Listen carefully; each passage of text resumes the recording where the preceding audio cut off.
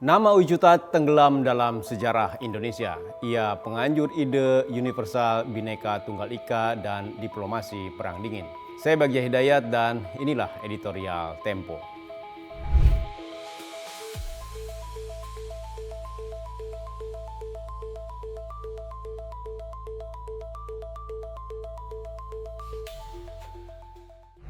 Nama Ujutat mungkin terdengar asing. Ia bukan aktivis yang menentang kolonialisme dan terlibat menyiapkan kemerdekaan Indonesia di garis depan. Ia juga bukan pemikir revolusioner yang gagasan-gagasannya dicatat dalam buku pelajaran sejarah. Tapi perannya tak bisa dianggap remeh. Berkat Ujutat, Bhinneka Tunggal Ika tak sekadar menjadi jargon hampa.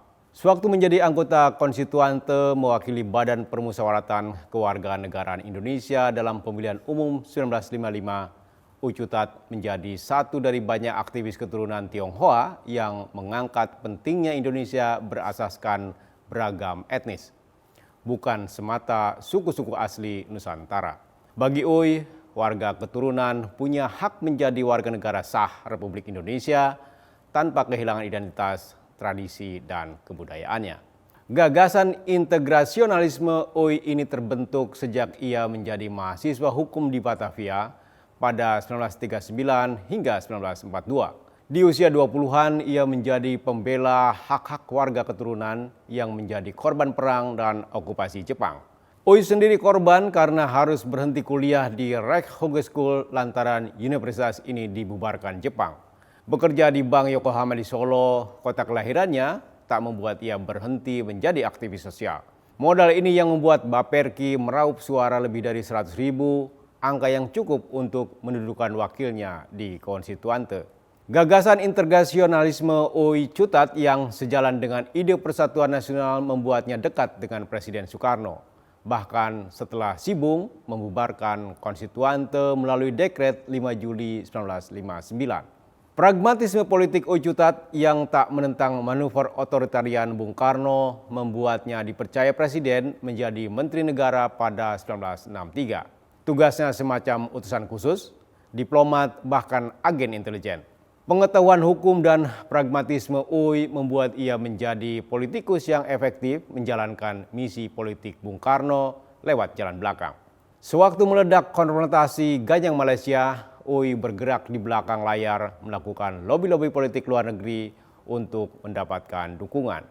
Bung Karno menuduh pembentukan Federasi Malaysia pada 1963 yang menyatukan Singapura dan Sabah serta Sarawak di Kalimantan sebagai neokolonialisme Inggris. Malaysia sudah merdeka sejak 1957 sehingga dalam pandangan Bung Karno pembentukan federasi hanya dalih Inggris menjajah kembali wilayah ini secara sah. Uy mengkomunikasikan pandangan ini kepada para pejuang Malaysia dan Singapura. Meski tak ada catatan yang mengkonfirmasi gerilya Uy dalam diplomasi pintu belakang itu, Parlemen Malaysia setuju mengeluarkan Singapura dari federasi pada 9 Agustus 1965.